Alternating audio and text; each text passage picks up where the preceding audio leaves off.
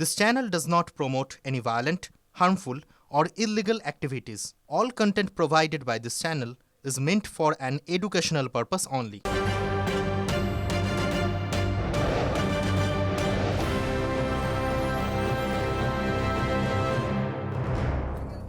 দেখুন, ভোটার দিবস আর সেই ভোটার দিবসে ভোটাধিকার রক্ষার দাবি, সেই দাবিতে এবারে পথে নামছে তৃণমূল। আগামীকাল রাজ্যের ব্লকে ব্লকে তৃণমূলের মিছিল। সৌরভ গুহ রয়েছেন আমাদের সঙ্গে, আমাদের প্রতিনিধি। সৌরভ, বিস্তারিত জানাও।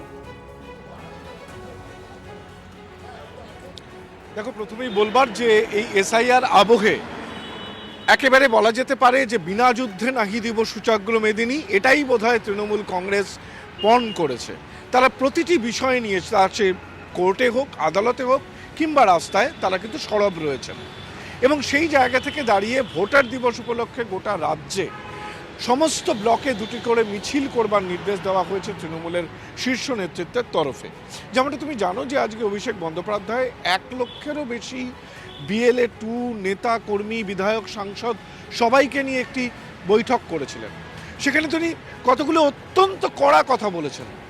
তিনি বিধায়ক সাংসদদের বলেছেন, গাটের কড়ি খরচা করে ওয়ার রুম চালান। অন্য রাজনৈতিক দলের মতো আমরা বিধায়ক বা সাংসদদের মাইনে থেকে টাকা কাটি না। 15 দিন ঝাঁপিয়ে পড়ুন, যে বাকি 15 দিন আছে ঝাঁপিয়ে পড়ুন, এবং যে 1,30,00,000 আশেপাশে যে নাম থাকবে ডিসক্রিমিনেন্সি তালিকায়, তা যেন কোনোভাবে বাদ না পড়ে, সেইটাও কিন্তু বারংবার তিনি এই বিষয়টার উপর জোর দিয়েছেন। অর্থাৎ সব মিলিয়ে নির্বাচনী যুদ্ধ শুরু হওয়ার আগে এসআইআর পর্বের কোনো অপশন কিন্তু তিনি ছেড়ে দিচ্ছেন না, এবং এই মুহূর্তে এক প্রকার ঝাঁপিয়ে পড়ার নির্দেশ দিয়েছেন দলকে। একেবারে এক প্রকার ঝাঁপিয়ে পড়ার নির্দেশই দিচ্ছেন এবারে অভিষেক বন্দ্যোপাধ্যায়। ধন্যবাদ তোমাকে। যেখানে খুশি নির্বাচন কমিশনের বিরুদ্ধে লড়ুন, তার কারণ হচ্ছে তারা জানেন যে এই লড়াই 26-এর নির্বাচনে বিজেপির বিরুদ্ধে তৃণমূল কংগ্রেস আর লড়তে পারবে না। কারণ বিজেপি আসছে, তৃণমূল যাচ্ছে, তাই তারা অ্যালিবাই হিসেবে সামনে নির্বাচন কমিশনকে খাড়া করার চেষ্টা করছে। প্রয়োজন হলে তৃণমূল কংগ্রেস বিজেপির বিরুদ্ধে লড়াই করুন, নির্বাচন কমিশনকে ছেড়ে। সুপ্রিম নির্দেশকে অস্ত্র করে হুঙ্কার দিয়েছিলেন অভিষেক বন্দ্যোপাধ্যায়। তিনি বলেছিলেন যে কোর্টে হারিয়েছি, এবারে ভোটেও হারাবো। ঠিক কি বলেছিলেন তিনি, শোনাই আপনাদের। দেশের সর্বোচ্চ আদালত সুপ্রিম কোর্ট তৃণমূলের দাবিকে মান্যতা দিয়ে বলেছে লজিক্যাল ডিসক্রিপেন্সি লিস্ট রিলিজ করতে হবে। বিচারপতিরাও বলেছেন BLA 2 হিয়ারিং এ থাকবে। এর সাথে যারা হিয়ারিং এ যাচ্ছে তাদেরকে রসিদ দিতে হবে, অ্যাকনলেজমেন্ট দিতে হবে। বিজেপির এসআইআর এর খেলা শেষ। 2 গালে 2টো কষিয়ে থাপ্পড় মেরেছে দেশের সর্বোচ্চ আদালত। আজকে কোর্টে হারালাম, এপ্রিলে ভোটে হারাবো। তৈরি থাকো।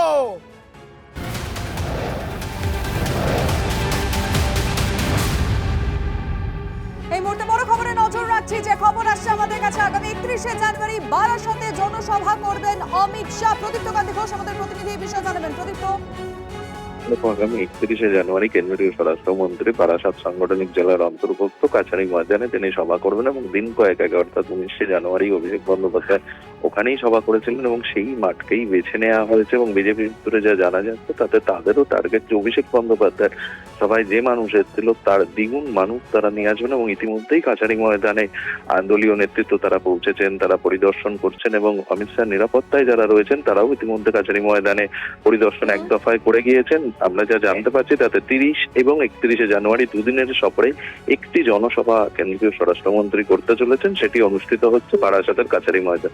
ধন্যবাদ।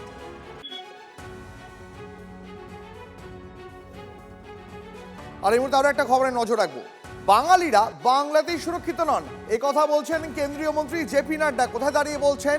মধ্যপ্রদেশের জব্বলপুরে দাঁড়িয়ে কথা বলছেন কেন্দ্রীয় মন্ত্রী জেপি নাড্ডা। বাংলায় পরিবর্তনের দরকার। যে বাংলা এক সময় গোটা দেশকে নেতৃত্ব দিয়েছে, আজ সেই বাংলাই বিপদের মুখে দাঁড়িয়ে। গোটা দেশ বাংলার পাশে দাঁড়াক, বিপদ থেকে বাংলাকে উদ্ধার করতে হবে, মন্তব্য জেপি নাড্ডা।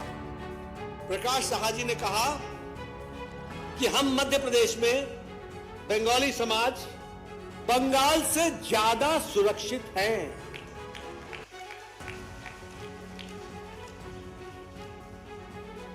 अब इसमें समझने वाली बात यह है कि ज्यादा सुरक्षित है। इसका अर्थ यह होता है कि बंगाल में बंगाली समाज सुरक्षित नहीं है, असुरक्षित है।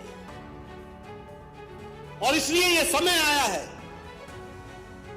कि हम बंगाल को जब्बलपुर की धरती से यह संदेश दे कि आज बंगाल में भी बदलाव की आवश्यकता है। जिस बंगाल ने देश को नेतृत्व दिया, आज वो बंगाल मुसीबत में है। सारा देश बंगाल के साथ खड़ा हो और उसको हमको उस मुसीबत से निकालना पड़ेगा।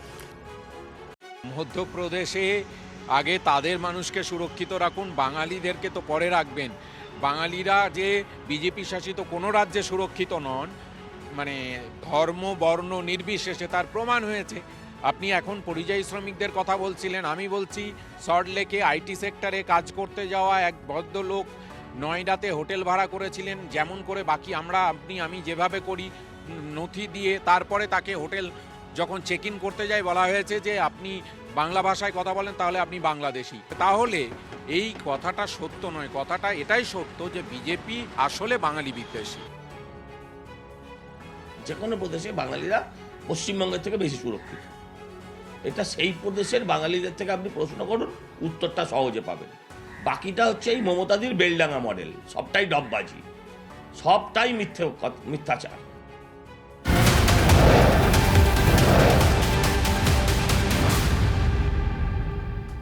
দেখুন, বিধানসভায় শূন্য মুছতে এবারে মরিয়া হয়ে উঠেছে বামেরা, অন্তত এমনটাই জানা যাচ্ছে। ঘুঁটি সাজাচ্ছে সিপিএম, জেলায় জেলায় ভোট ব্যাংকের সমীক্ষা চালিয়ে রণকৌশল বামেদের। সূত্রের খবর, খাতা খুলতে প্রবল সম্ভাবনাময় আসনগুলোতে পরিচিত মুখ দাঁড় করানোর অঙ্ক কষছে আলিমুদ্দিন। বালি, উত্তরপাড়া, দমদম উত্তর, রানীনগরেও বাড়তি নজর বামেদের। বিধানসভায় শূন্য মুছতে এবারে মরিয়া বামেরা, ঘুঁটি সাজাচ্ছে সিপিএম, জেলায় জেলায় ভোট ব্যাংকের সমীক্ষা চালিয়ে রণকৌশল বামেদের। সূত্রের খবর, খাতা খুলতে প্রবল সম্ভাবনাময় আসনগুলোতে পরিচিত মুখ দাঁড় করানোর অঙ্ক কষছে আলিমুদ্দিন। গত কয়েকটা নির্বাচনে বামেরা খুব খারাপ করেছে, এই কথাটাতে পরিষ্কার হয় না।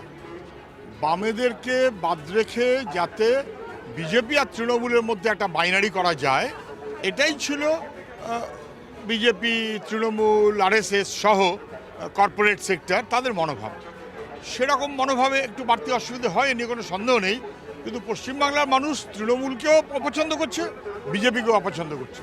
তৃণমূলকে পছন্দ না করে একবার বিজেপি, আবার বিজেপিকে পছন্দ না করে একবার তৃণমূল, সবাই দেখতে পাচ্ছে। ওদের সঙ্গে আমাদের কখনো মিলবে এটা ভাবার কোনো কারণ নেই।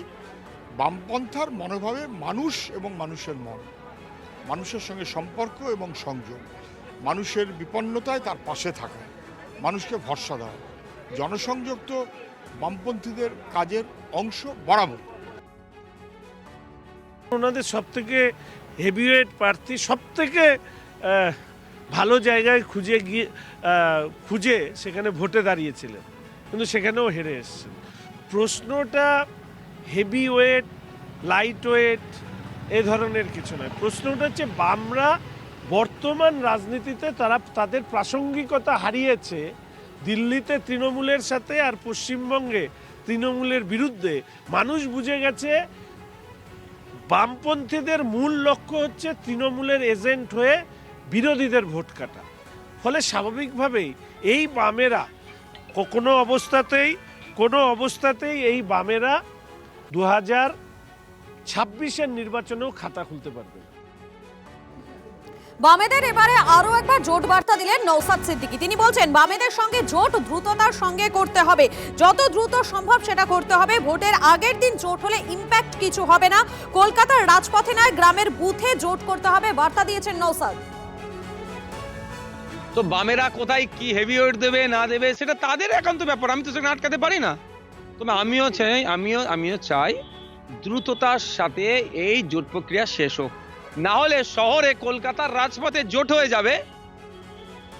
ক্যানিংয়ের মসলন্দপুরে, ঝাড়গ্রামে, আপনার বাগদাতে, নদিয়াতে, মুর্শিদাবাদ, মালদার বুথে জোট হবে না। জোট শহর থেকে গ্রামে নামাতে হবে। এই শহর থেকে জোট গ্রামে নামাতে গেলে সময় সাপেক্ষ, সবটাই আর ডিজিটাল যোদ্ধা নয়। এখন পশ্চিমবাংলার একটা হেভি অংশের মানুষ এখন ইন্টারনেটের সাথে যুক্ত নেই। তারা হেভি অংশের মানুষ ফোনের থেকে ডিটাচ। তাদেরকে শুধু ওই সোশ্যাল মিডিয়ায় বুস্ট আপ করিয়ে দেবো পোস্ট, এত রিচ হচ্ছে 5 লাখ 10 লাখ 4 মিলিয়ন 5 মিলিয়ন আমার পোস্ট ভিউজ হচ্ছে, মানে এটা নয় পশ্চিমবাংলার মানুষ বুথের একটা মানুষের কাছে খবর পৌঁছে গেল।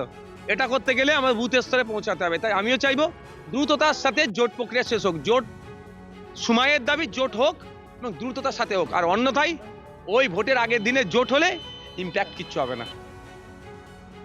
তৃতীয় ফ্রন্ট, চতুর্থ ফ্রন্ট, দ্বিতীয় ফ্রন্ট, এত ফ্রন্ট, তারপরে এখন আবার হুমায়ুন ফ্রন্ট। আমরা এত ফ্রন্ট দেখে দেখে ক্লান্ত। আমরা শুধু বুঝি মানুষের সঙ্গে থেকে রাজনীতি করতে হয়, মানুষের পাশে থাকতে হয়।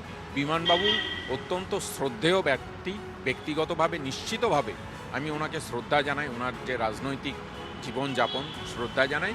কিন্তু এই ভবিষ্যৎ, এই জোটের ভবিষ্যৎ, আর ভোট চলে এসছে, ওনারা কি করবেন সেটা ওনারাই ঠিক করবেন।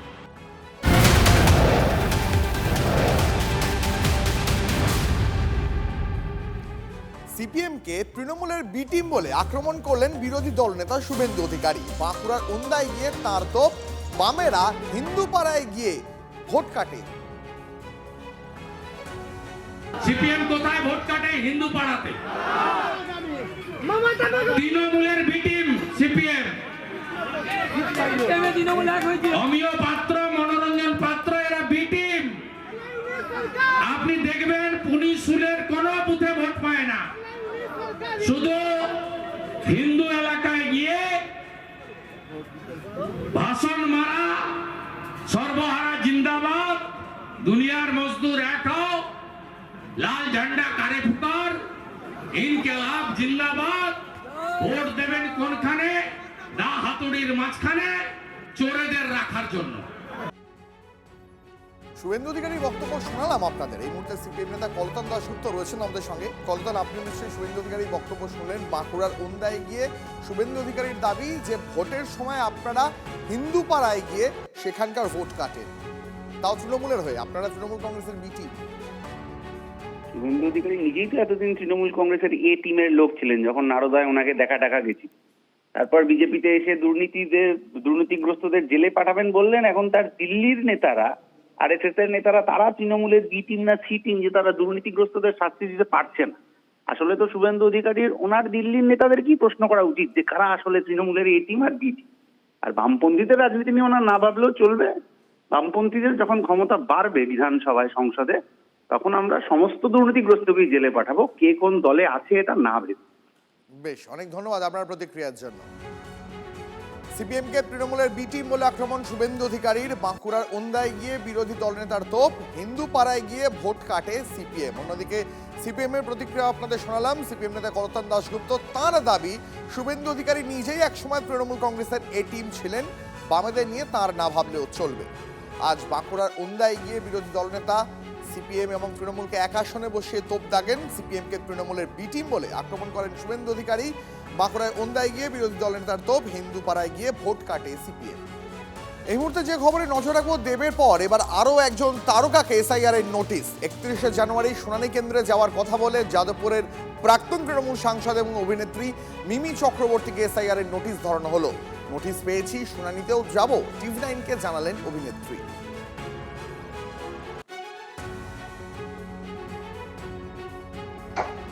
হ্যাঁ, আমার কাছে এসছে তো। হ্যাঁ, ডেফিনেটলি আমি 31st যাচ্ছি। আমার কসবা বিধানসভাতেই, আমি যেখানে ভোট দিই সেই স্কুলেই মনে হয় যেতে হবে। সো ডেফিনেটলি যাব। আর বাকি যা যা ডকুমেন্টস লাগবে সেইগুলো ডকুমেন্টস নিয়ে, যা যা লাগছে সবার, সেটা নিয়ে আমাকে যেতে হবে একবার। বাস দ্যাটস অল। পরে খবরে নজর রাখবো, রান্নার গ্যাস সিলিন্ডার বোঝাই গাড়িতে আগুন। আসানসোলের কুলটি থানা এলাকার বরাকরে ব্যাপক চাঞ্চল্য। সুকান্ত পল্লীতে বাড়ি বাড়ি রান্নার গ্যাস সিলিন্ডার ডেলিভারি করার সময় হঠাৎই গাড়িতে আগুন ধরে যায়। তড়িঘড়ি গ্যাস সিলিন্ডারগুলিকে গাড়ি থেকে নামিয়ে আগুন নিয়ন্ত্রণে আনার চেষ্টা করেন স্থানীয় বাসিন্দারা। সেই ছবি আপনারা এই মুহূর্তে দেখছেন। এটা আসানসোলের কুলটি থানা এলাকার বরাকরে ছবি। সুকান্ত পল্লীতে বাড়ি বাড়ি রান্নার গ্যাস সিলিন্ডার ডেলিভারি করার সময় হঠাৎই গাড়িতে আগুন ধরে যায়। দ্রুততার সঙ্গে গ্যাস সিলিন্ডারগুলিকে গাড়ি থেকে নামিয়ে আগুন নিয়ন্ত্রণে আনেন স্থানীয় বাসিন্দারা।